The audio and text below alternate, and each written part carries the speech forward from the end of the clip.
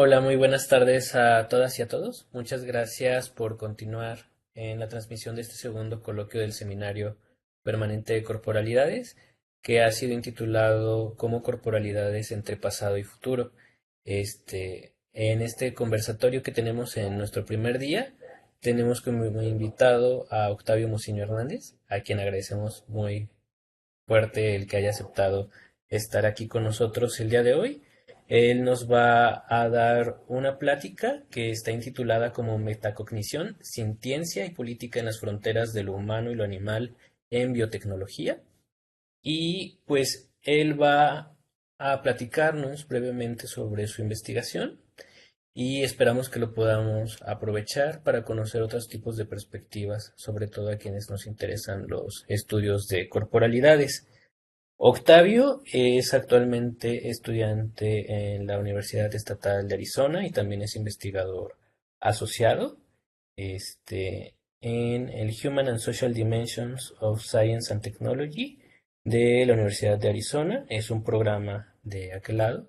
Él también tuvo una maestría en ciencias políticas en la Universidad de Osnabrück, en Alemania, y también es egresado de licenciatura en sociología por parte de la Universidad de Guadalajara. Él se encuentra enfocado en el estudio sociopolítico y normativo del performance de la bioética y la ética animal. También tiene investigación en migración y condiciones forenses que están asociadas con las fronteras de México, México-Estados Unidos. Entonces, lo único que sería decirles ahora, aparte de reafirmar la bienvenida, Octavio, pues es darte pauta para que nos compartas tu trabajo. Muchas gracias por estar aquí con nosotros. Muchas gracias, Daniel. Es un gusto poder compartirles algo de lo que estoy haciendo y también pues poder conversar, ¿no? Comparto pantalla, entonces.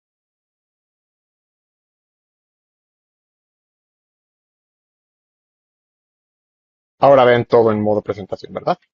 Así es. Ok.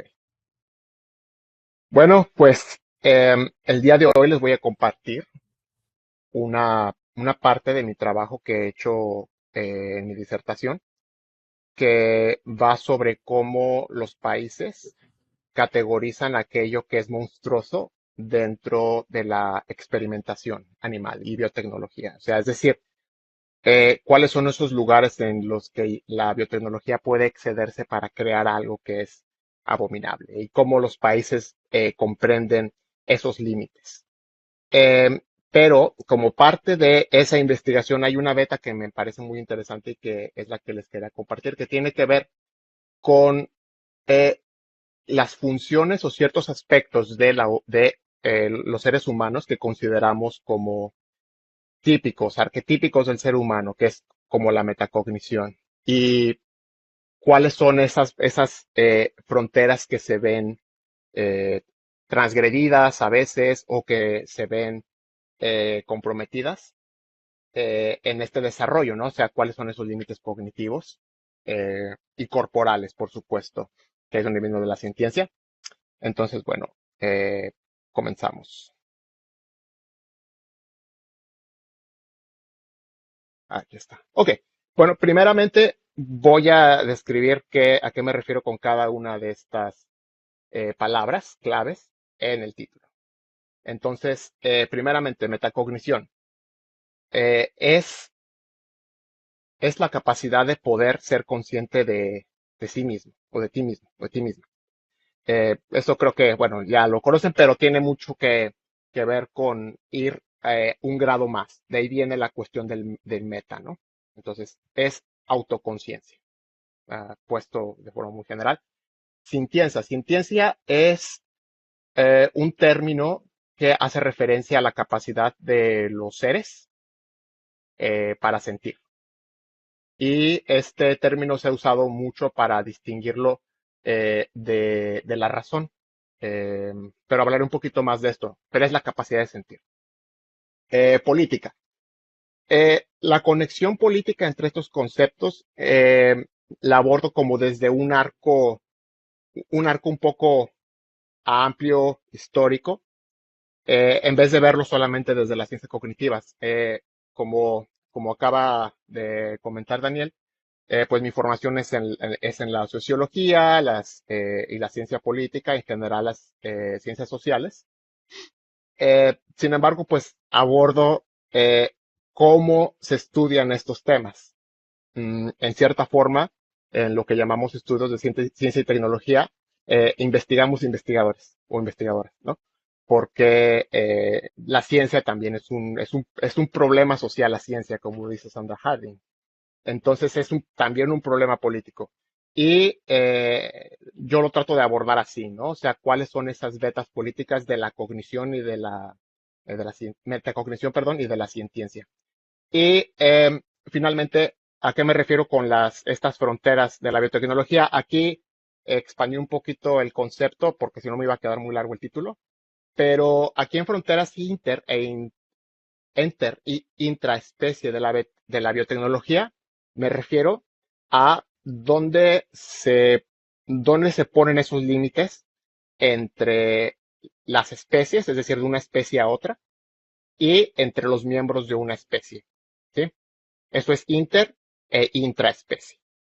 Y el experimento en el que me enfoco, particularmente en el que me especializo, son las llamadas quimeras humano-animales.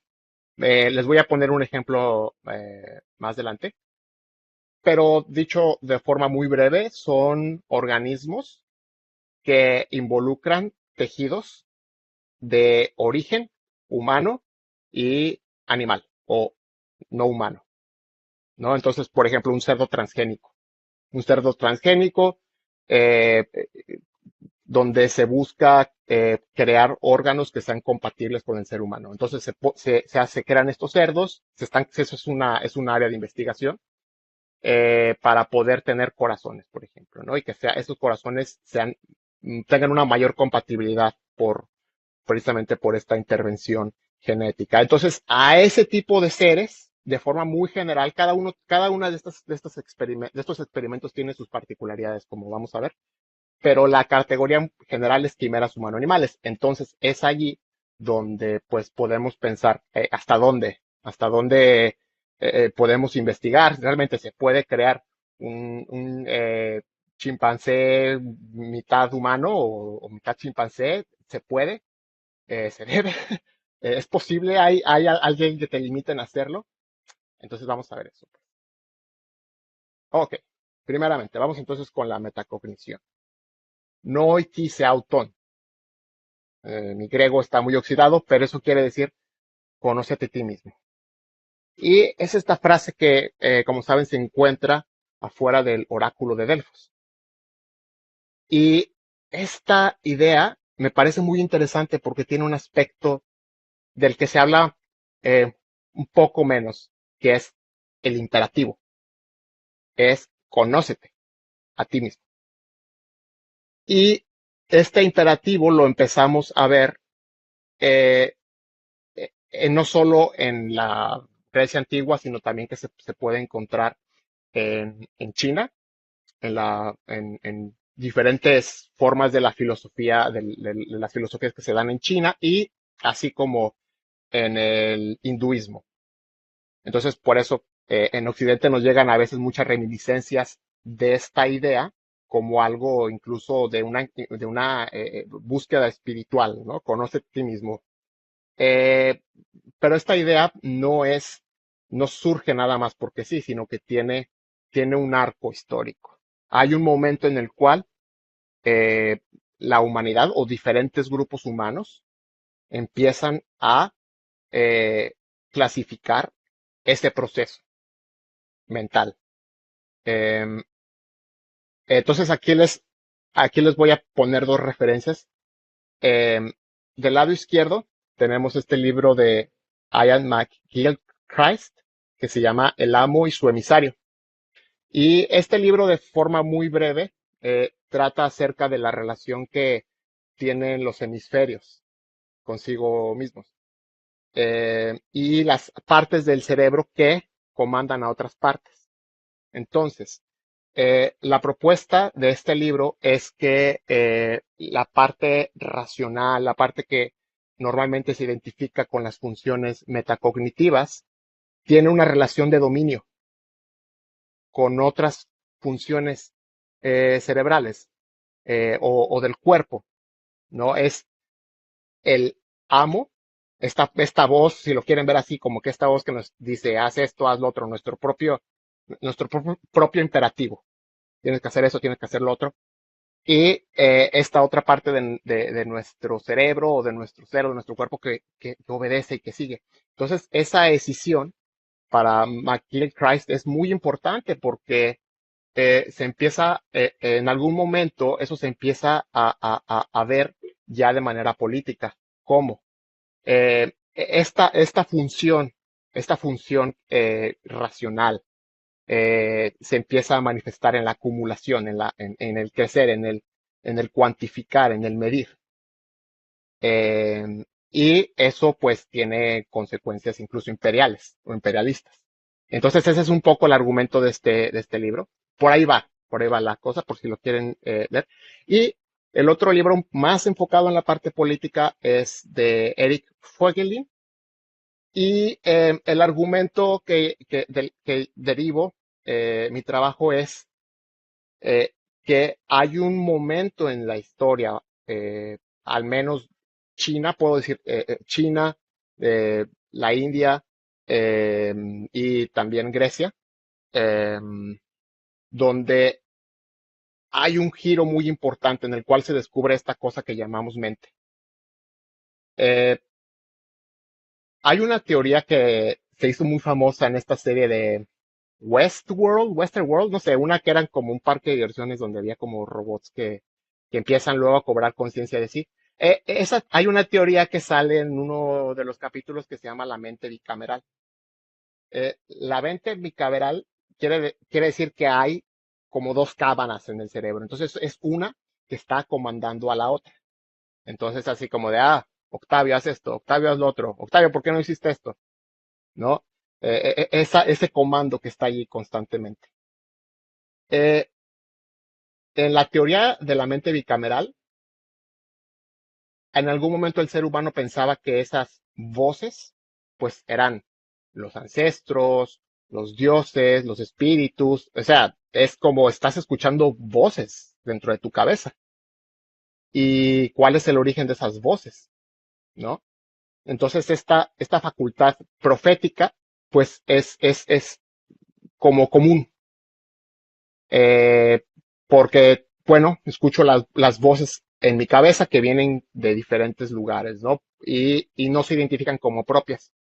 Entonces, hay un tiempo que le llaman el eje axial, que es como entre 400 y 300 años antes de nuestra era, en la cual diferentes formas de la filosofía o de las filosofías empiezan a decir, ok, espera, ¿qué es esto? ¿Qué es este proceso?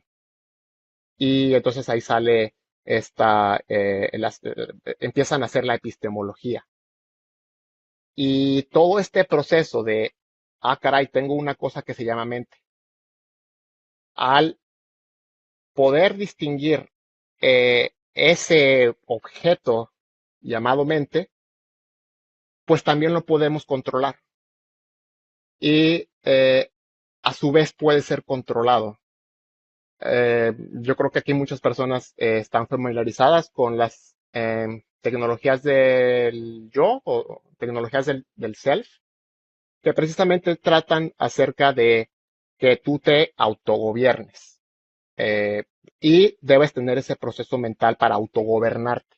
Entonces, esa forma de autogobierno, si lo vemos desde ambas perspectivas de estos libros, es un programa en el cual los individuos soberanos tienen que gobernarse a sí mismos y controlarse a sí mismos, ¿no? Pero ese es un programa que no se da solo porque sí, sino que es un programa histórico y pues Foucault, entre otros, lo identifica.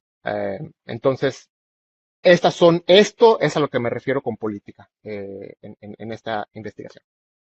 Eh, Esta ilustración es muy interesante porque hace referencia a, a la teoría cartesiana del yo.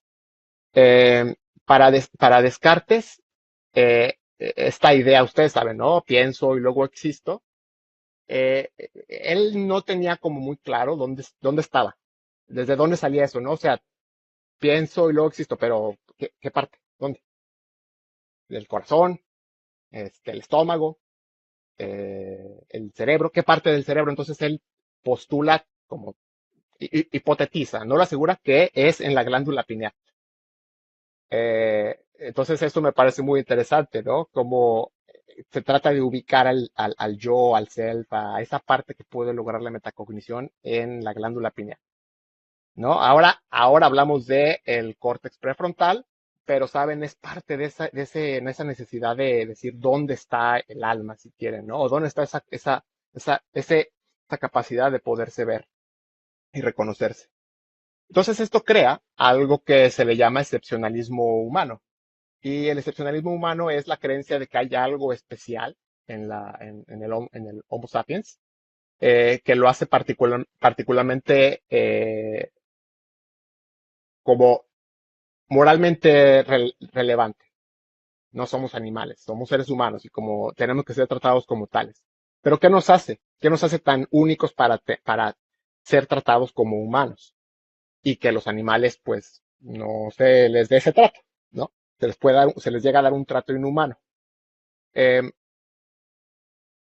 el argumento aquí es precisamente que esta sustancia cognitiva es la que da como crea esa distinción entre lo humano y lo animal, ¿no? ¿Eh? Ok, un momento.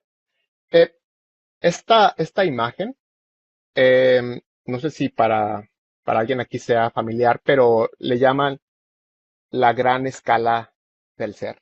Esta es una representación medieval, pero hay representaciones desde antes de nuestra era. Y lo que podemos ver precisamente es una jerarquía. Entonces, hasta arriba pues está Dios, o el ser, y en el fondo pues están todos estos seres del inframundo, ¿no? En este caso los demonios.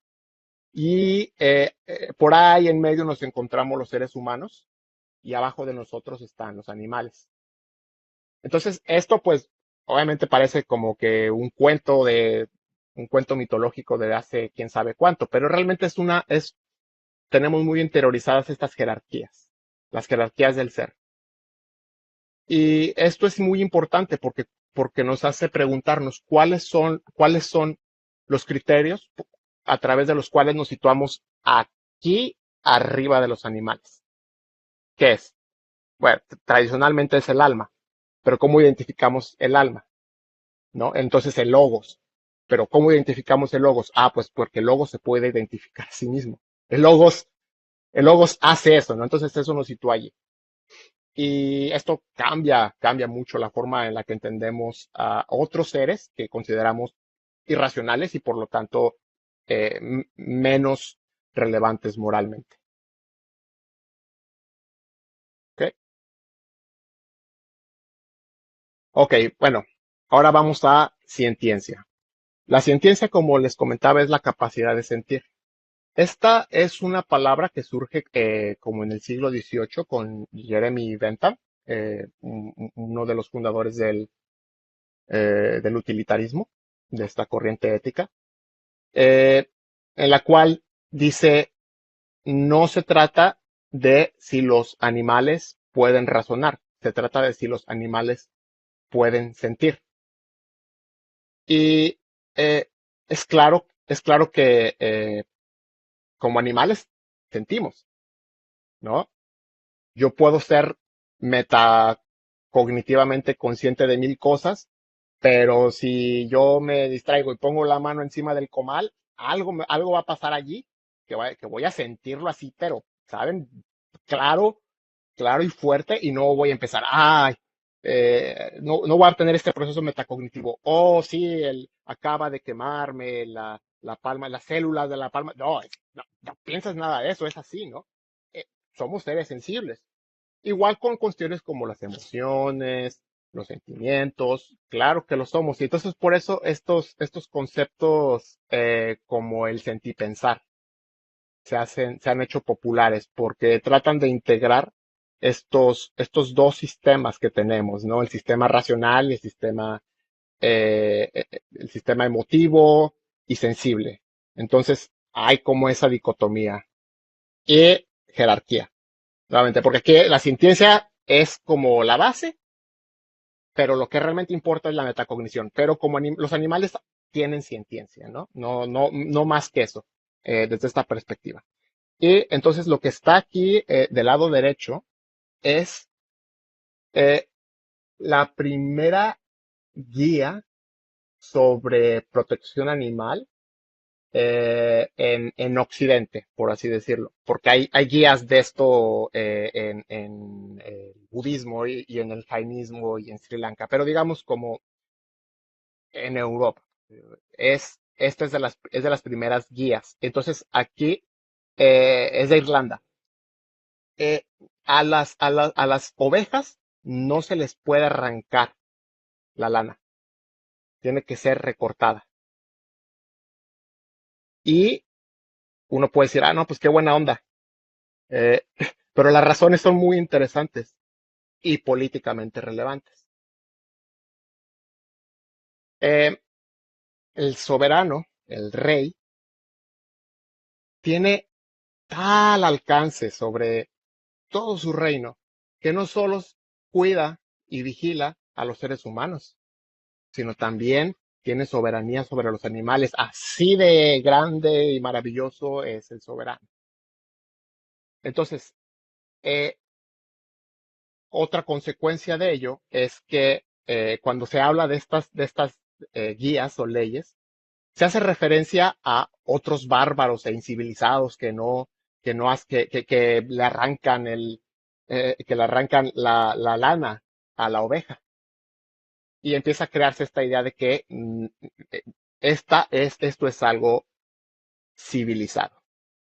Y en otras partes, aquí no lo puedo incluir, pero incluso se habla acerca de las peleas de gallos y del toreo, como esas son cosas de incivilizados, ¿no? Y pues hacen referencia a España, por ejemplo, en este tiempo, ¿no? Y en otros lugares donde se dan eso, ¿no? Entonces, ¿saben? O sea, es una guía que aparentemente, pues, sí está, digo, sí, mejor que usen tijeras, pero a la vez tiene una intención política, ¿no? Y la idea de ciencia es que les duele, ¿no? O sea, ¿saben? Esas son como las intersecciones con las que tenemos que lidiar cuando hablamos de ciencia, ¿no? Eh, hay algo muy valioso, sin embargo, en la ciencia, porque efectivamente, bueno, si nos preocupan los animales y sabemos que los animales sienten, pues tenemos que también tener una postura crítica hacia la ciencia si consideramos que es algo importante. Yo creo que sí.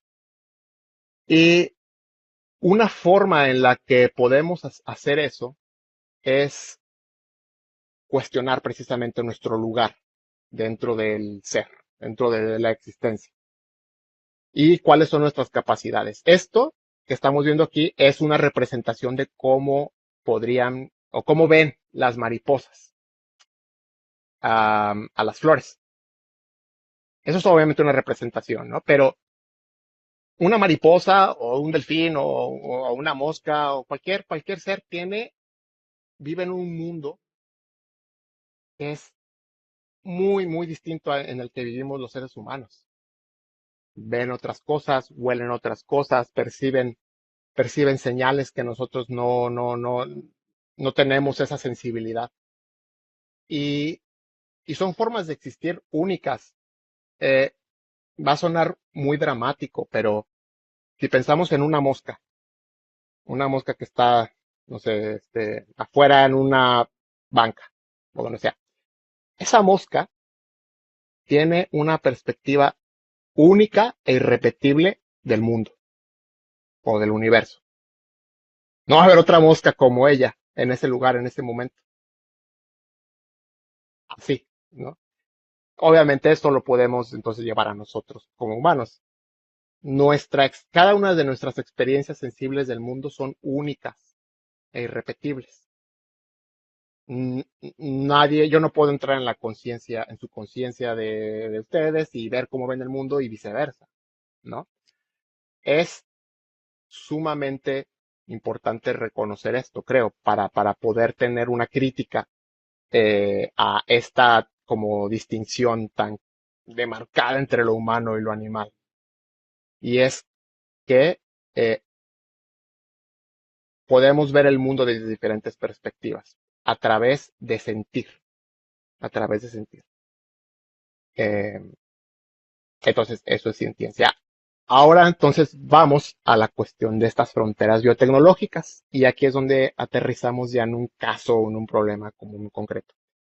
En el 2019 eh, se publica este artículo donde eh, realizan en unos investigadores chinos y también Estados Unidos, no nada más los chinos hacen cosas atrevidas, supuestamente, de esos hay capitales de Estados Unidos, investigadores de Estados Unidos y de Europa a menudo y este es el caso también. Pero bueno, estos monos son creados en China y estos monos tienen un gen que está aquí mencionado, MCPH1, y ese gen está relacionado a la formación de materia gris en las primeras etapas de vida de los animales, ¿no? Eh, Algo que es muy curioso, por ejemplo, es que si nosotros vemos un becerro recién nacido, ¿cuánto tiempo le toma aprender a caminar? Horas, ¿no? Digamos. Ahora, ¿cuánto le toma a un bebé humano aprender a caminar? Meses, ya más años. ¿Por qué?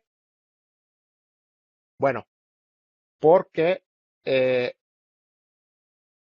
el bebé humano todavía tiene un cerebro, digamos, como que bastante inmaduro, que se termina consolidando hasta los veintitantos años, sobre todo en las partes estas que tienen que ver con el córtex prefrontal.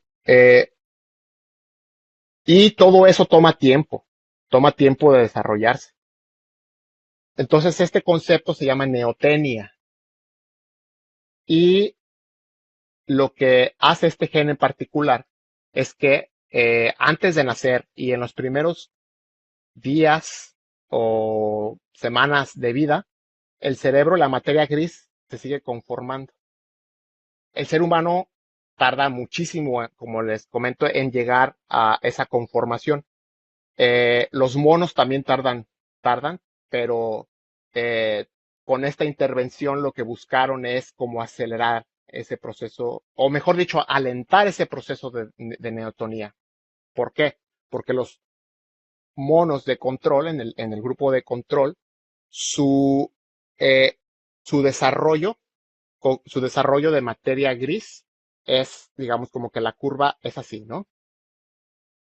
Se, se empieza a consolidar en cuestiones de semanas. Y estos monos que tienen este gen, esta curva pues toma más tiempo. Entonces se parece un poco a lo que ocurre con el desarrollo de las primeras semanas y meses en el ser humano.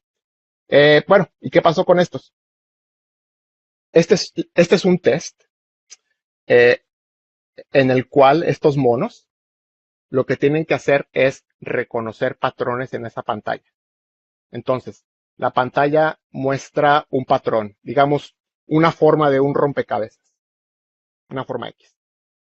Aparece 2, 3 segundos, luego la pantalla se apaga y aparecen 4 patrones distintos. Entonces, el mono lo que tiene que hacer es escoger el patrón que le fue mostrado antes. O sea, tiene que tener la memoria y tomarse el tiempo para identificar cuál de esos patrones es el que vio con anterioridad. Pues los monos que tuvieron esta intervención transgénica tuvieron un menor tiempo de reacción, tuvieron mayor memoria, porque también se puede dejar la pantalla más tiempo en negro o la pantalla apagada para poder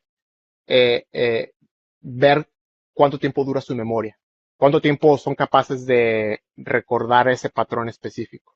Entonces hubo una diferencia.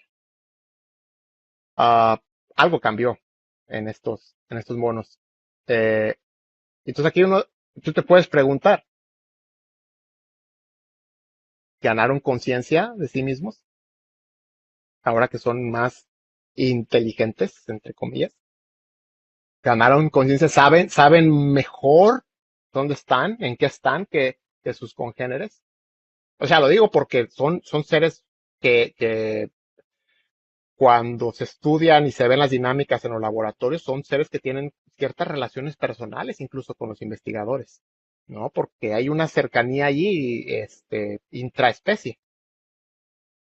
Y saben que esos changos gigantes nos hacen cosas. Estos monos, algo cambió en su entendimiento de qué estoy haciendo aquí, qué me están haciendo estos changos gigantes, ¿no? Entonces esas son las preguntas, ¿no? Que, que nos obliga quizá ahora estas intervenciones a tener, ¿no? Porque, pues bueno, saben, sí hay diferencias, al menos en cuestiones funcionales.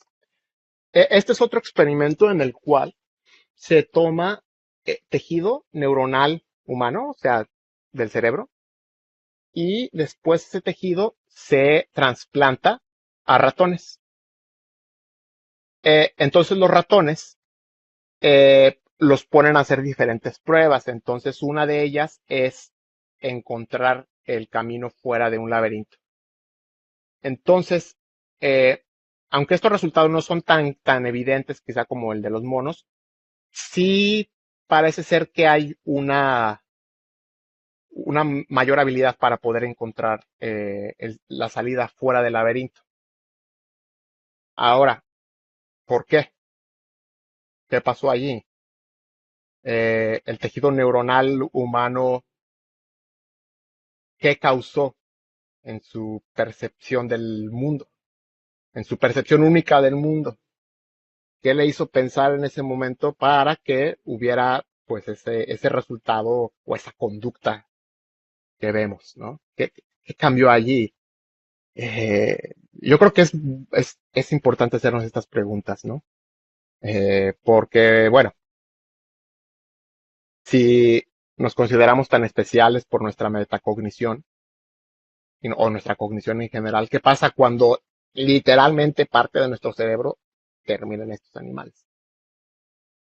Entonces, pues este es el tipo de biotecnología en la que yo me especializo. Ok, entonces vamos. Eh, Aquí, como pueden ver, hay eh, representaciones de cómo se hacen esos trasplantes de material neuronal humano a los ratones, ¿no? Entonces puede ser solo una pequeña región, como en el A, o como en el B, o como en el D. Hay diferentes formas de conectarlo, de pegarlo. Entonces cada una de esas diferentes, tiene diferentes efectos y a la vez es algo que tenemos que considerar a la hora de hacer una evaluación ética. O sea, exactamente cómo se puso. Se puso aquí, se puso acá. Esto, si se pone en la parte prefrontal del ratón, eh, es éticamente más peligroso que si se pone atrás en regiones que tienen que ver más quizá con movilidad, ¿no? O cerca de la amígdala, etcétera. Estas son también preguntas que se tienen que hacer. No solo se trata de, le pusimos ya ahí material cerebro humano. No, ¿cómo se pone?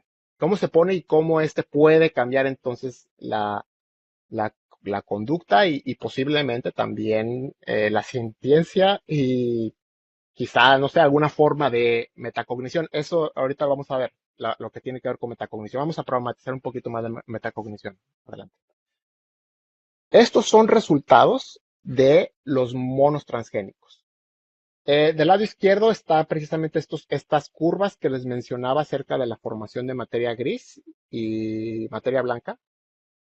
Em, entonces aquí podemos ver, no me voy a meter ahorita en detalle en cada una, pero eso es a lo que me refiero. Entonces aquí se comparan, ¿no? Esas curvas.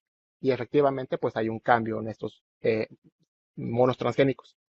Del lado derecho ya vemos cosas conductuales. Y eh, en general, eh, los monos transgénicos pues tienen una conducta de mayor ansiedad. Eso es muy interesante. Tienen mayor ansiedad, están como más incómodos. Por ahí está restlessness, que es como esta, ¿saben? Esta, pues sí, angustia, ansiedad. Se, se tendían a dañar a sí mismos. O sea, a rascarse de formas agresivas, todo eso. Entonces, híjole, o sea, son cambios, ¿saben? Importantes, que se ven en que este animal está, ¿saben? Está todo, todo paniqueado. O estos animales están todos paniqueados allí, ¿no? Y pues se siente feo. Cuando nos ha pasado, cuando nos pasan esas crisis de ansiedad, pues, ¿qué les cuento, no? Pero bueno, esto siempre me hace pensar que los seres humanos solo somos changos con ansiedad, ¿no? Es- Eso es lo que somos finalmente. Bueno, pero el punto es este, ¿no? Que tu ciencia es distinta, tu forma de sentir su cuerpo es otra. Y esto pues es problemático. Esta es una gráfica acerca de qué pasó al final con cada uno de estos monos. Algunos fueron, los, ¿cómo se puede decir? Los mataron con la eutanasia. Esa es la pregunta. Pues si suicidio asistido, aquí no se puede hablar de eso, porque no dice, yo ya me quiero morir, ya no quiero ser un mono transgénico. Aquí fueron diferentes, aquí les fueron pues sacrificados, como decimos en español, ¿no? Pero fue por cuestiones de eutanasia. Pues estos monos fueron 11, ¿saben? No sé si se recuerdan esta película de los 12 monos. Aquí fueron 11. Entonces estuvimos cerca. Y se siguen produciendo. Este es otra intervención con otro gen, que es el SRGAP2C. Entonces, este gen eh, se le considera de manera popular como el switch de la humanidad. Entonces, el switch de la humanidad es el gen que logró que llegáramos a ser Homo sapiens, ¿no? De homínidos, de cromañones, de neandertales, eh, de dónde surge ese brinco, ¿no? Apareció el Homo sapiens. Entonces, esta investigación lo que trata de hacer es investigar esos orígenes. Entonces, lo que hacen es aislar este gen en particular y ver si también si produce un cambio cognitivo en los macacos. Eh, y aquí es la cuestión es esa, es como decir, este gen fue en el que según estos artículos fue en alguna región de Sudán, tratar de rastrear ese gen para poder decir, el Homo sapiens salió de Sudán. Eh, Esto es esta investigación es problemática, tiene algunas cosas, digamos, como controversiales en cuanto a cuestiones raciales. Eh, Tratar de rastrear ese gen y decir, este es. Y entonces los macacos son como el lugar para probar si ese gen hace que el macaco se parezca ya un poquito más al Homo sapiens.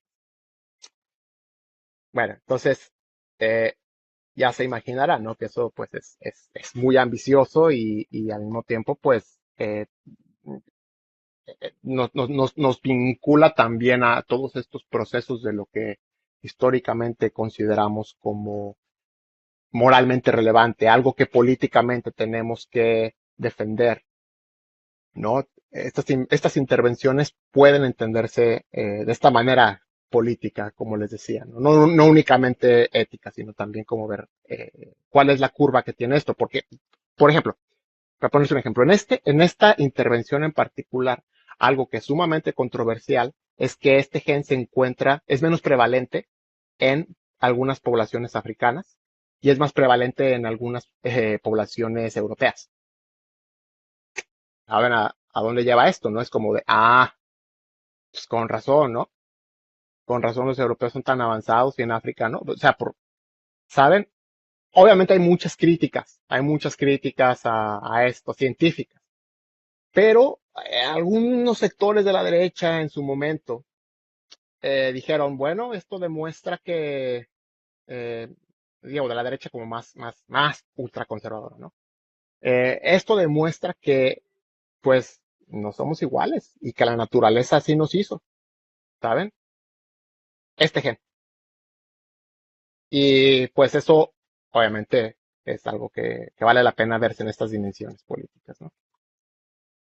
Y no sé si ustedes se acuerdan que nos enseñaban esta clasificación del Homo sapiens sapiens, con doble sapiens, porque es el Homo sapiens que sabe que piensa.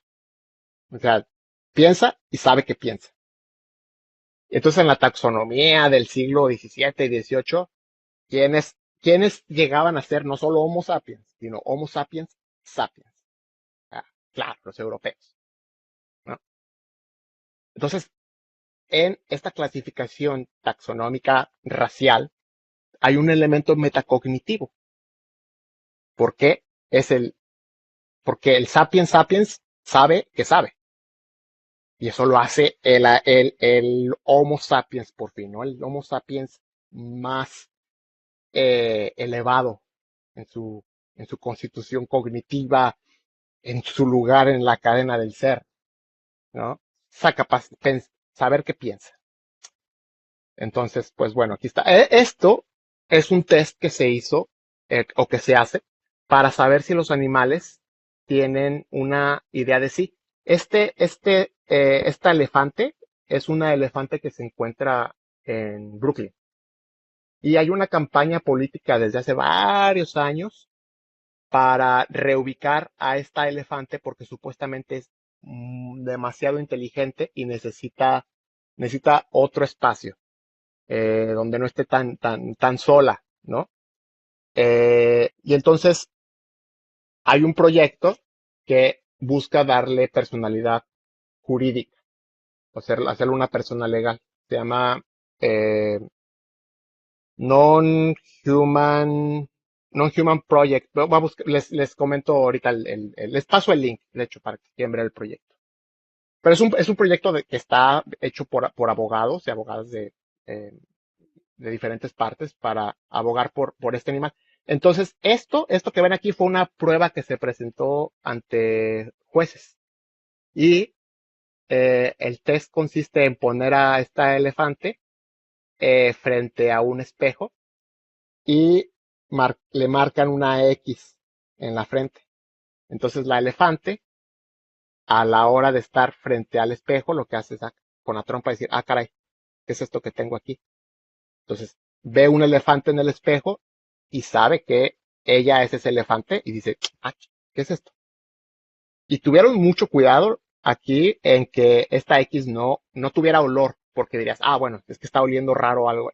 Hicieron ahí una cosa muy sofisticada para decir, efectivamente es porque se está viendo en el espejo. Entonces, bueno, es consciente de sí, ergo es una persona jurídica, ¿sí? Ahora el problema es de que no solo los elefantes pueden hacer esto. Hay estudios sobre, se llama el test del espejo, ¿no? Mirror test.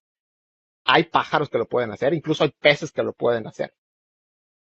O sea, seres que no consideraríamos tan, entre comillas, sofisticados cognitivamente como un elefante, lo pueden hacer. Se reconocen en el espejo y eso es como, ¿saben? Eso pues trae problemas porque, caray, entonces, si lo puede hacer un pez, también, entonces el pez sería una persona jurídica. Ese es el problema. Y algunas de las como propuestas éticas ante estos animales transgénicos o este tipo de seres que tienen una cognición modificada es ponerlos en esta escala de cuáles el lugar con el que no hay que meterse, ¿no? Entonces, hasta arriba, como pueden ver, está el self-awareness y tiene a un lado sentience. Ahorita vamos a eso. En la base están las funciones neurológicas básicas, el que tiene cualquier animal. Pero un animal un poquito más relevante moralmente arriba tiene memoria y tiene atención, que son eh, funciones cognitivas. Pero finalmente, el ser que sea capaz de tener ese self-awareness, ese es el estatus moral más alto. Y aquí, como pueden ver, tiene como una especie de dualidad con sentience. En ciencia veterinaria, sentience es una categoría de autoconocimiento. Eh, y es interesante eso, porque como desde una perspectiva conductista, eh, es muy difícil distinguir el self-awareness del sentience. Entonces definen el sentience como una forma de, como self-awareness. Entonces creo que, bueno, aquí es importante hacer esa distinción entre ambos conceptos.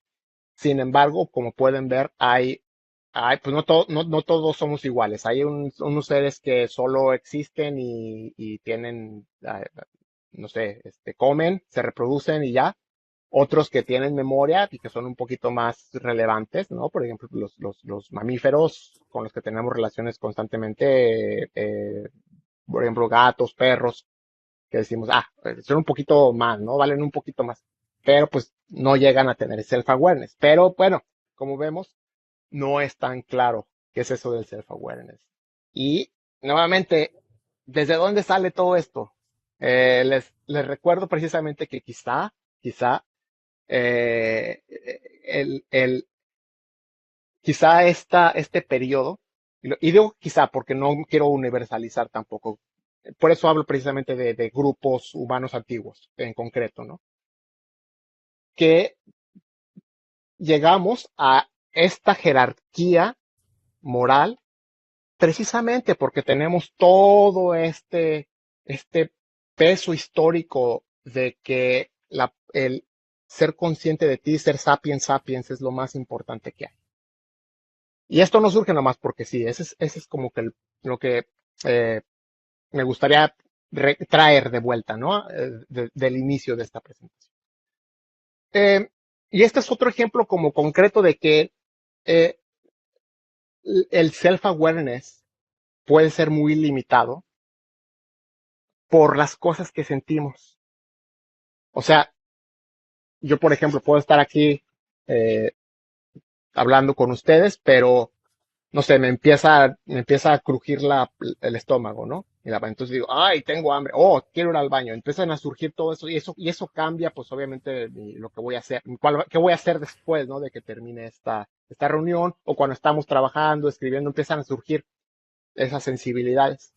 Pero ahora imagínense que se trata de dolor crónico.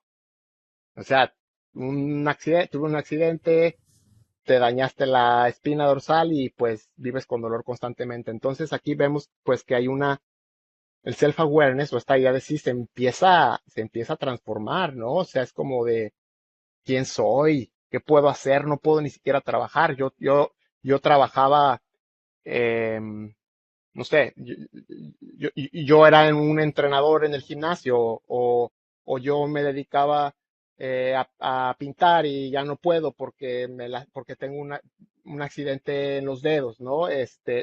Todo esto cambia la percepción de ti, ¿no? Y obviamente cuando nos duele algo, cuando o como dicen, ¿no? Cuando tenemos hambre no somos nosotros. De ahí viene esta expresión, ¿no? Parece que cambiamos, ¿no? Entonces, eh, esto es importante, ¿no? Como entender que la parte metacognitiva y la parte sintiente realmente están todo el tiempo así, ¿no? Están unidas. Y, y entonces, bueno, ¿qué hacemos, no? Para poder como integrar estas partes, ¿no? Yo lo que he propuesto eh, por el momento es como ver a la ciencia de una forma más compleja, más redonda y verla con diferentes rostros. Entonces, eh, en filosofía de la mente, esta es una distinción muy clásica. La conciencia fenoménica, que es la que tenemos ahora de estar viendo esta presentación o estar viendo la silla o la luz, el techo, lo que sea, sentir el frío o el calor. Todo eso es la conciencia fenoménica. Y la conciencia de acceso es ahora mismo acceder a mi propia conciencia para saber que estoy viendo una silla o que estoy sintiendo calor o frío. Eso, ¿saben? Entre sentirlo y ser consciente de sentirlo, se usan estos conceptos. P en inglés, P consciousness o A consciousness. Entonces, eh, yo me he ido como que por eh, a problematizar precisamente la ciencia, ¿no? Entonces, eh, hay, hay muchas formas de clasificar la ciencia. Yo solo pienso en estas cuatro desde la ética, ¿no? Una ciencia racional, una ciencia eh, en la cual tú sientes a través de la razón.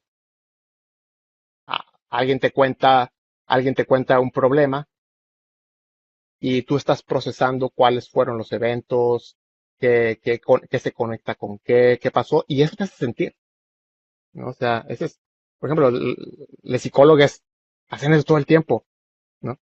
Entonces, puedes sentir a través de la razón. Luego está la sintiencia hedónica, que es esa sintiencia de, yo sé que cuando pones la mano en el comal, te quema y duele, y eso basta para no no infligirle dolor a nadie. Es esa sintiencia del placer y del dolor. La sintiencia relacional eh, la planteo como el poder percibir sensorialmente a quien está a tu alrededor. Pueden ser otros seres humanos.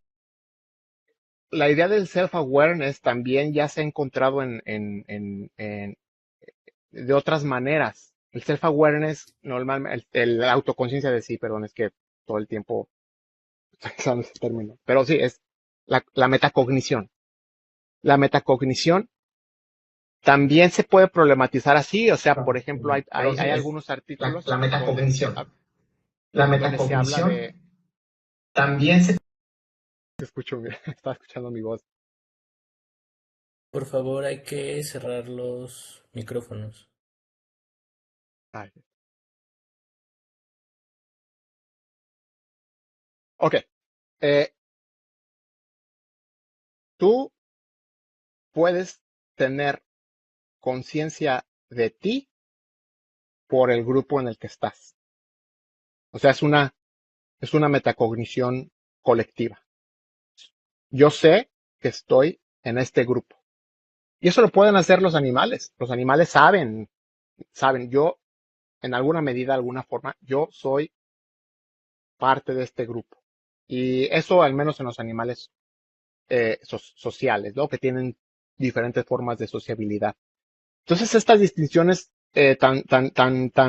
¿saben? Tan cortantes entre la metacognición y la ciencia, pues son producidas por condiciones político-históricas. Algo que hemos intentado hacer eh, desde diferentes campos es como volver a reintegrar, ¿no? O sea, les comentaba esta idea del sentipensar. Eh, ¿Qué implica? ¿No? Digo, independientemente, creo que la idea de sentipensar, bueno, también se le puede dar crítica y vuelta, pero saben esa intención de volver a integrar estas partes. Y, y también está esta necesidad de cuestionar el excepcionalismo humano. O sea, realmente somos ¿qué de verdad nos hace tan especiales? Y pues vemos que la metacognición no es, porque otros animales pueden tener diferentes formas de metacognición. Los peces se pueden reconocer en el espejo. ¿Qué es lo que de verdad nos hace excepcionales ahí? Y sabemos que lo que sí sabemos es que compartimos la ciencia. Y eso es nuestro denominador común. Y eso pues es algo que tenemos que recordar, como decía, como me dijo una vez mi terapeuta, ¿no? No somos, ¿cómo fuera? No somos seres racionales que sienten, somos seres sintientes que razonan en ocasiones, ¿saben? Me gustó mucho como lo dijo ese giro. Somos seres seres sintientes que razonan. Eso creo que es el giro que podríamos hacer. Y lo tenemos que hacer políticamente también. Cuestiones de protección animal, por ejemplo, ¿no? Eh, ¿Por qué tratamos a los animales así? ¿Qué hay en ellos que carezcan? ¿Qué les falta para que podamos ver en ellos ese valor moral? Y, por supuesto, de manera intraespecie, es decir, con otros seres humanos. ¿Por qué decimos, nos trataron o trataron a estas personas como animales? ¿Saben? Eh, si decir que alguien fue tratado como animal es algo que denota crueldad, entonces imagínense qué mundo viven los animales para que su espacio de existencia sea ese. ¿Qué realmente nos hace tan especiales? Esa es creo que una eh, crítica que puede surgir también de hacer este giro desde la ciencia. Pues es todo de mi parte y pues les agradezco mucho su atención. Pues muchas gracias a ti, Octavio, por tu intervención. Ahorita ya la gente se está reconectando, a esta sesión. Igual vamos a dar paso a preguntas y comentarios por parte de las personas que están aquí en Blue Jeans o que también estén por medio de YouTube a través de redes sociales. Entonces, bueno, yo particularmente tengo muchas preguntas. A mí me encantó mucho tu presentación porque, bueno, una de las cosas que nos hemos estado preguntando desde este seminario es precisamente cuáles son los límites entre lo humano y lo no humano y cómo estos mismos límites nos hablan de ciertas formas de cuerpos, ¿no? Por ejemplo, en En teoría, todos los seres poseen un cuerpo que va a ser diferenciado como humano o animal o vegetal, por ejemplo. Pero entonces, ¿qué es lo que hace a un cuerpo humano ser un cuerpo humano? Y creo que eso también va un poco ligado con lo que nos vienes platicando, porque es bastante notorio como tú bien dices, cómo se le empieza a dar una jerarquía moral, pero también un valor político a este tipo de clasificaciones y que se reproduce en varios lugares, ¿no? Entonces, una de mis preguntas sería, eh, bueno, más bien lo recuerdo, de una investigación de una antropóloga que trabaja Alzheimer y ella lo que problematiza es cuando una persona con Alzheimer deja de ser consciente de sí misma, deja de ser humana. Entonces, en ese sentido, cómo esta construcción de la conciencia hasta cierto punto es justificada dentro de las investigaciones científicas. No sé, hay más o menos que nos puedas ir platicando al respecto. Sí, claro, el Alzheimer es un buen ejemplo de lo difusa o de lo difícil que es clasificar la excepcionalidad humana. O sea, tú puedes pensar también en el caso de ¿cómo se llama? Estado vegetativo persistente, que es cuando, o sea, curiosamente se usa la palabra vegetal, ¿no? Para decir que de alguna manera está en un estado, que esa persona, ese ser humano, está en un estado donde ya no tiene todos estos procesos que le adosamos ya no a los seres humanos, sino a los animales. porque es un vegetal. Es como si fuera no sé, un chayote, o sea, ¿qué, qué, qué, qué valor moral hay allí, ¿no? Pero sin embargo, pues sigue siendo un ser humano. ¿Y qué lo hace ser humano?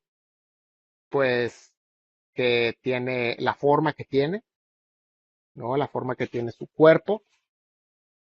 Pero bueno, no todos tenemos los mismos cuerpos, ¿sabes? Entonces, realmente encontrar lo que nos hace únicamente humanos y dignos de derechos es una convención. Es una convención eh, que yo creo que hay que entenderla como tal y preguntarnos hacia dónde la queremos llevar. Em, por eso precisamente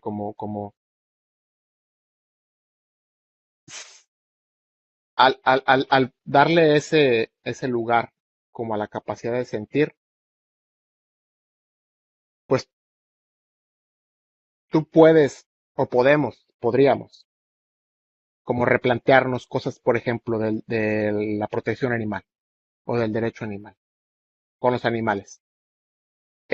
Podríamos también replantearnos cosas que tienen que ver con discapacidades, ¿no? Porque también, eso es otro tema, pero también ahí se jerarquiza, ¿no? O sea que, ¿qué discapacidad te hace más o menos funcional en esta sociedad, ¿no? O sea, todos entre comillas. También hay una cuestión eso es otro tema, pero sí es muy importante, y qué bueno que lo mencionas, el capacitismo detrás de la metacognición. Eso es muy importante.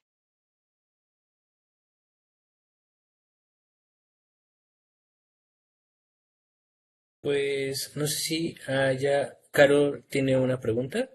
Adelante. Bueno, muchísimas gracias, Octavio, por compartirnos estas reflexiones tan poderosas y que yo creo que pues nos cuestionan mucho precisamente esa idea de que es el ser humano.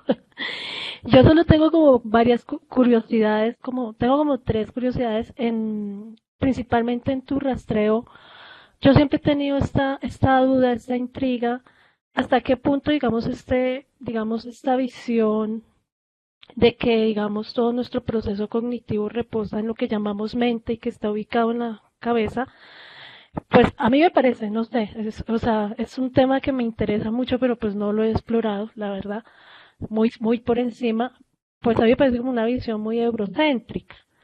Y en ese sentido, pues yo quería saber si tú has explorado, digamos, otro tipo de discursos, porque, por ejemplo, y pues, esto ya lo he dicho en muchas sesiones de nuestro.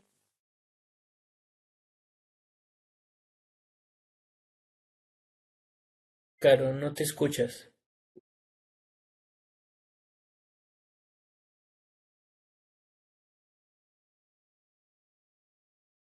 Sí, no escuché la última parte de tu pregunta. Sí, sí, ahora sí. Ahí ya, sí, Ahora sí. listo. No, como que no sirvió el micrófono.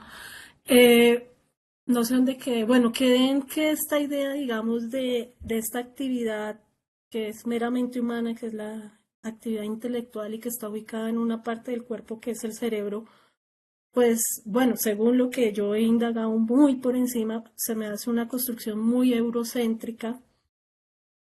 Yo quería como preguntarte si en tu rastreo, digamos, en tu revisión de fuentes, has encontrado como otro tipo, porque, bueno, ya como lo habíamos mencionado aquí en varios encuentros en el seminario, hay una visión, por ejemplo, desde los pueblos amazónicos, ¿no? Digamos, de las culturas amazónicas, donde pues tienen otra visión del humano. Lo humano es no más que otra especie y mucho de lo que nosotros pensamos que nuestras funciones cognitivas no están ubicadas en el cerebro, sino pues en otras partes del cuerpo. Entonces, pues sí me gustaría, porque cuando tú hablabas un poco, digamos, de esta tradición de la filosofía china, yo siempre me hacía esa pregunta, sí, digamos, desde esta historia antigua se concebía así, también, digamos, en otros lugares, porque yo me he hecho esa pregunta, si realmente la mente es ese órgano que hoy en día privilegiamos como el órgano que, que dirige todo, digamos, nuestro proceso cognitivo. Ese por un lado.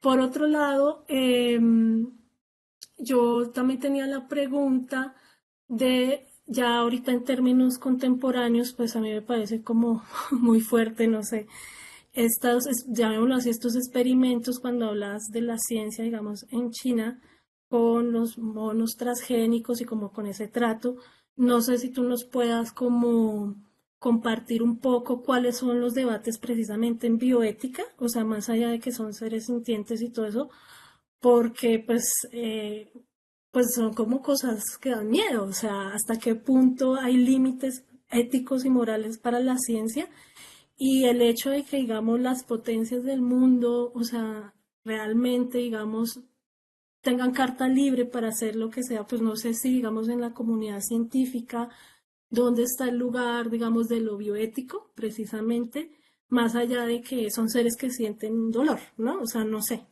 si voy ahí a mi pregunta, no sé si, pues, cuestiones, bueno, no sé, es que sí es un tema bien complejo.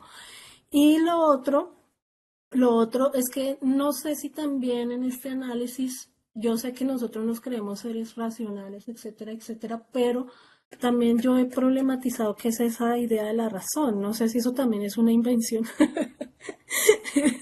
porque pues vemos todo lo que está pasando en el mundo, no sé a qué nos referimos con lo racional, ¿no? O sea, cómo tratamos, etcétera, etcétera. Entonces, no sé si también en esa genealogía nos puedes contar un poco, pues, o sea, sí, pero la conciencia de sí, no sé si es el único, o no sé si es como, no sé cómo decirlo, si es el único elemento o qué otros elementos para construir esta idea de la razón, porque me parece interesante cuando se trata de hacer un argumento de lo sintiente, en medio de todo la razón pareciera como negar la parte sintiente. No sé si me hice explicar, pero pues muchísimas gracias, muy, muy, muy interesante pues tu presentación y pues tu trabajo. Gracias, gracias. Sí, sí, sí, son puntos muy interesantes. Eh, voy por partes. Primeramente sobre el eurocentrismo. Sí, efectivamente hay esta clasificación del Homo sapiens sapiens es un ejemplo de cómo al de cómo los colonizadores al colonizar diferentes partes del mundo empezaron a hacer esas clasificaciones y pues la antropología tiene un poco de esos orígenes. No solo, obviamente la antropología ha tenido, ha reflexionado sobre sí misma la antropología. Pero bueno, tiene también esos orígenes, como cómo vamos a clasificar a todos estos seres, si son seres humanos en primer lugar, qué tanto pueden sentir, qué tanto pueden pensar. Por ejemplo, em, hay, hay, por ejemplo, estudios sobre cómo los esclavistas de Estados Unidos caricaturizan los estados mentales de los esclavos. O sea, eh, como que su dolor es como no es tan serio, no es tan real, no es tan presente, están acostumbrados a eso, ¿sabes? Es una caricaturización, un poco a veces como lo que hacemos con los animales, ¿no? O sea, el pobre perrito, pues tiene, tiene un dolor en su parte trasera, y pues lo vemos rodando y decimos, ah, mira qué chistoso perrito. El perrito está desesperado, ¿no? Y hay que llevarlo al veterinario porque, ¿sabes? Pero caricaturizamos, o sea, caricaturizó esos estados mentales, por ejemplo. Eh, eh, tengo el material, puedo buscar las referencias de eso. Y efectivamente es una colonización y el argumento de este libro de El emisario y el maestro o el amo es que no solo es un dominio de un humano a otro, sino de una parte del cerebro a otra. O sea, es decir, ¿sabes? O sea, es así, ¿no? De preciso, como querer decir, es que esta parte es la que tiene que gobernar todo el resto ¿sabes? Del paquete, todo. Y Y bueno, eso es problemático. Entonces ya llegan los colonizadores a otros lugares y dicen, no, pues es que no tienen tan... Y empieza la frenología. Ah, es que mira, es que esta parte de la cabeza la tienen más ancha. Y pues obviamente sí, estoy de acuerdo, ¿no? O sea, es una forma de... No quiero sonar como muy grandilocuente con eso, pero es una forma de imperialismo cognitivo, ¿no? O sea, sí, pero creo que sí, por ahí va la cuestión, ¿no? Hay ese dominio de una parte del cerebro, sobre el cuerpo y sobre otros cuerpos. Eso sería como lo veo. Lo segundo que mencionabas, lo anoté aquí. Sí, ir más allá de la ciencia. Yo creo que es como que creo lo que yo he intentado con complejizar la ciencia y decir, ok, sentimos de diferentes maneras y cada una de estas maneras merece un respeto. Cada una de las maneras de los seres que tienen para sentir el mundo merece un respeto. Y aquí tomo como base un poco el perspectivismo, eh, que pues eh, es si no sé si están familiarizados con la idea, pero es que existe algo que es como la realidad o algo que está allí, pero nadie lo puede ver directamente y lo único que tenemos son diferentes perspectivas, ¿no? Entonces todas esas perspectivas son, son igualmente de valiosas e importantes. Y eso está muy, muy cercano al jainismo, por ejemplo. El ahimsa es un concepto que es como popular en Occidente precisamente por esta cuestión del pacifismo. Pero hay una cuestión ontológica en el ahimsa, que tiene que ver con cómo existe una sustancia y cada ser tiene una perspectiva de esa sustancia. No sabemos cómo esa sustancia en sí es indescribible, ¿no? Está más allá de nuestro lenguaje, pues esa es como la parte del jainismo, pero lo importante es eso, que cada ser tiene su perspectiva única.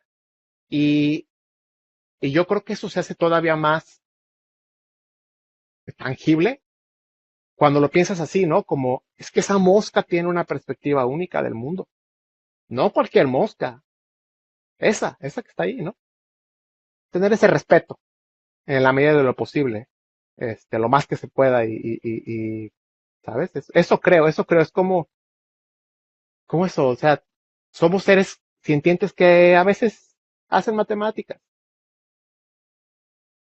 eso, ¿no? Verlo un poco así. O a veces se la dan de lógicos o de racionales, pero eso somos, ¿no? Y pues vemos las biografías de todos los disquegenios y tienen unas actitudes horribles, son unas realidades, pero estas personas sumamente racionales a veces tienen un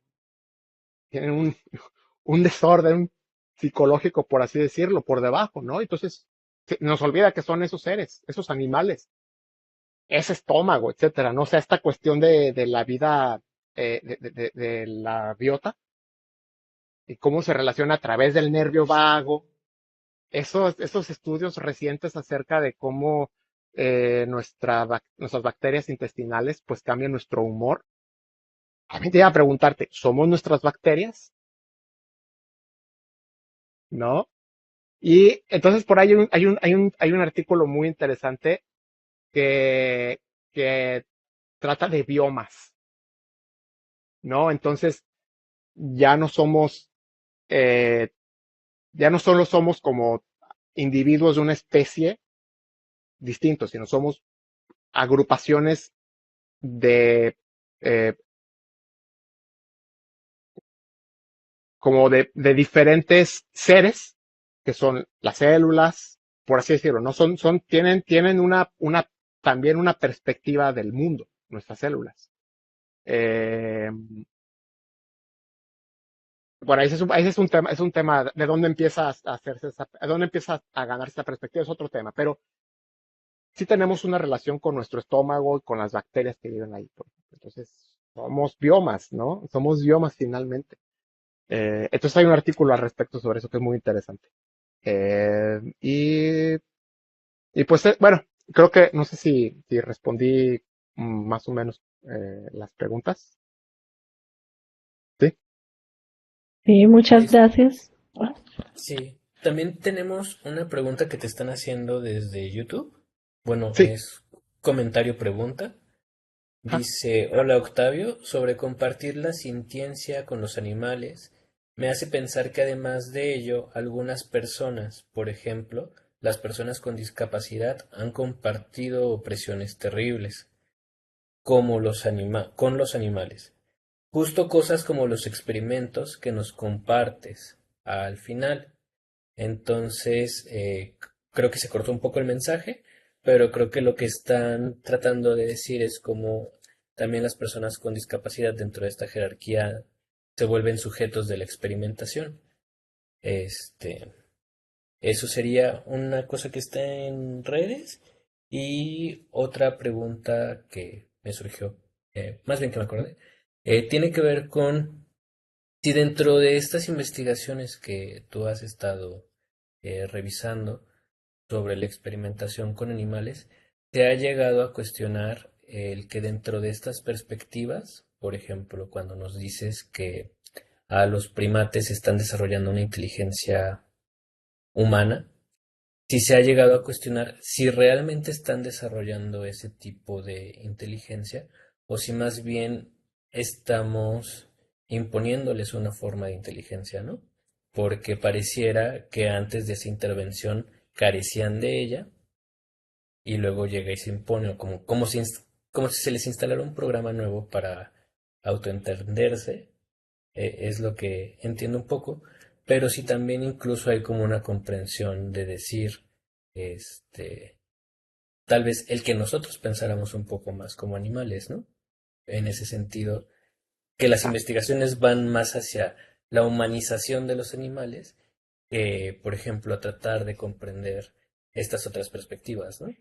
Este, Eso es algo que se me ocurre. Y lo otro, en esta cuestión de las quimeras, lo que nos mencionabas en un inicio y sobre cómo se comparten tejidos, ¿esto solamente aplica con los animales o, por ejemplo, cuando a los humanos se les hacen trasplantes de, no sé, tejidos porcinos o cuestiones en cirugía, también entra dentro de ese espacio o es un tema distinto?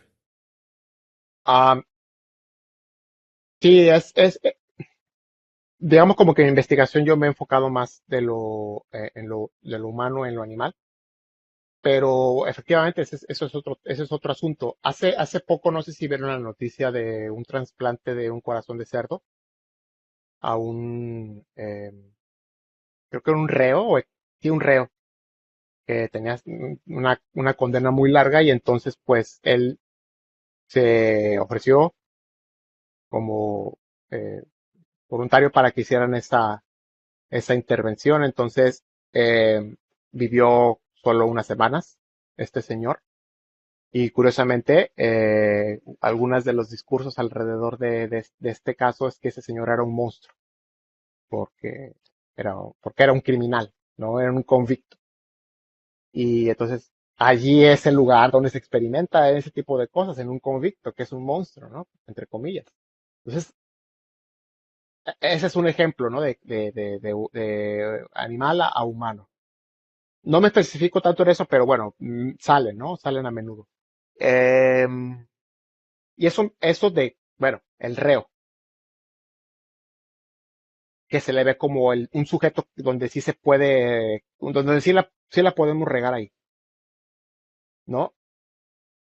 Eso nos lleva precisamente a esta cuestión de la pregunta que hacen acerca de las discapacidades, ¿no? El capacitismo. Totalmente. Una compañera mía en la Universidad Estatal de Arizona siempre, ¿no? Siempre me decía, es que esto tiene algunas ramificaciones. Que ella trabaja con capacitismo y estas cuestiones, ¿no? de que esto tiene precisamente toda esa, pues esa dimensión, ¿no? Y yo, a mí me encantaría, ¿no? O sea, si alguien aquí o donde sea le parece como útil pensar lo de la ciencia para hacer una crítica al capacitismo, o sea, yo encantado. Sí, sí veo potencial en eso, aunque es una investigación en sí misma, ¿no? Pero sí, definitivamente, definitivamente. La otra cuestión, sí. Eh, Fíjate que en la literatura antes, creo que todavía sigue siendo que le llaman cognición mejorada. O sea, animales con cognición mejorada. Y entonces, yo mismo hace algunos años me iba así, ¿no? Animales con cognición mejorada. Entonces lo cambié por animales con cognición modificada. Porque, ¿cuál es el parámetro, el criterio para decir que es mejor? O sea, ¿cuál? ¿No? O sea, te tienes que empezar a apelar a jerarquías del ser para poder decir, sí, hay un lugar objetivo de mejora. Entonces, podemos hablar más bien, yo creo que de una cognición modificada. Alguien pregunta sobre la inteligencia artificial, creo, ¿no? No, solo era como un comentario, ¿no? Sé, desde que tú estabas hablando, pues dije, creo que también este nuevo de los dilemas bioéticos, ¿no? Porque creo que también nos cuestiona un poco sobre lo humano y lo no humano y qué nos hace especiales. Pero Sí, es un súper tema, ¿no? Muchísimas gracias. sí, sí, sí, la inteligencia artificial es un lugar donde también se hacen esas preguntas. En general, yo creo que estábamos muy, muy, muy, muy, muy, muy lejos de ver ciencia en una máquina. Porque lo, lo metabólico tiene, o sea, el metabolismo, que es una característica que tienen todos los seres vivos, tiene, tiene una cuestión por llamarlo de información y de procesamiento del mundo que es muy difícil replicar, ¿no? Entonces, realmente modelar la complejidad total del mundo en el que vive una amiba, una computadora todavía no lo puede lograr, ¿no? Y quién sabe si lo logre, porque en lo metabólico hay una cantidad de información y de eventos que todavía no entendemos incluso. Yo creo que sí, sí, eso también es un área. Perfecto, muchas gracias, Octavio. Otra pregunta es, ¿dónde pueden encontrar textos tuyos para conocer acerca más de tu investigación en estos temas? Eh, pues este tema en particular es parte de la disertación. Entonces, si me dan unos meses, va a estar, va a estar allí. Pero sí, esto es como parte de la investigación actual, ¿no? Bueno, agradezco mucho el interés, estoy en ello. Este, pero sí, sí, ahí voy con eso. Si esto queda en YouTube, cuando tenga el texto, lo puedo poner ahí abajo y pues si alguien en algún tiempo quiere regresar, les puedo compartir la investigación. Perfecto, sí, lo que menciona Caro es que todo esto también va a estar en la página web. Esta conferencia y todo lo demás queda ahí grabado.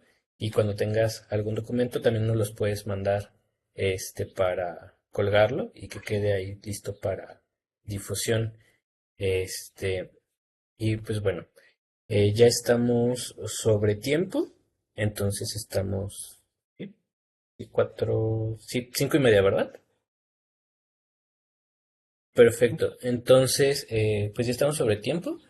Entonces solamente sería pues volverte a agradecer, Octavio. No sé si tengas algún comentario más que hacer, algún punto que quieras desarrollar que hayas sentido que no pudiste hablar más.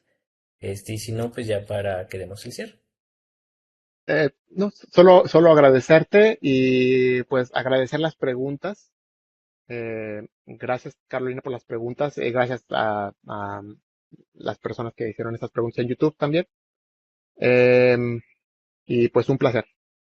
Ok, pues muchas gracias también a ti, Octavio, de verdad. El espacio realmente es pues pequeño, pero de todas maneras estamos muy agradecidos de contar contigo.